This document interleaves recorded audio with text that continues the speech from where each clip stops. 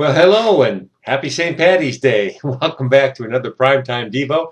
My name is Duane Matz. We're continuing to go through this portion of Second Timothy chapter 3, word by word, as we look at these kinds of behaviors that are going to be affecting the church in the last days. And we've been in the last days ever since Jesus ascended into heaven, and we're going to be in the last days until he returns. Now, today, from Second Timothy 3, verse 3, we're going to look at the idea that men will be unloving. Unloving.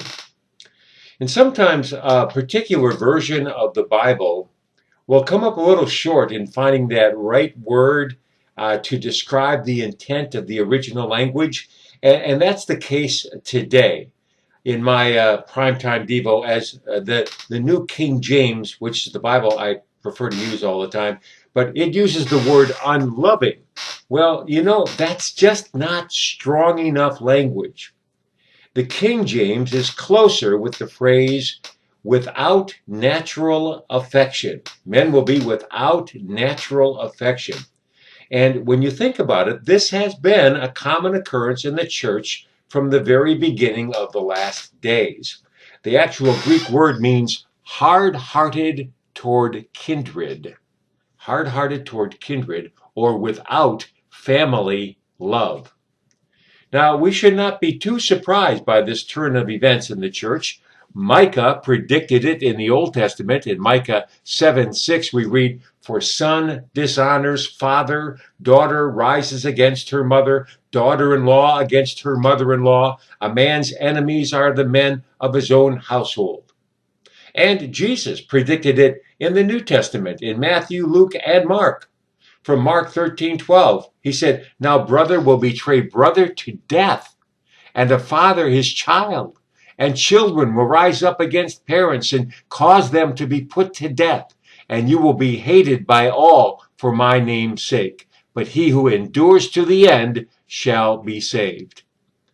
Now, I don't believe we've experienced this kind of deadly unlovingness, deadly persecution in America yet.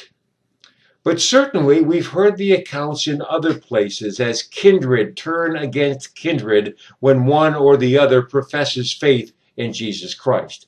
And many times this ratting out of family members results in intense persecution and even death. Now, to think that we are immune from this in America is very naive. It can happen here. I wonder how many of you can relate to the wall that popped up between you and family members when you threw in with the family of God and became a Christ follower.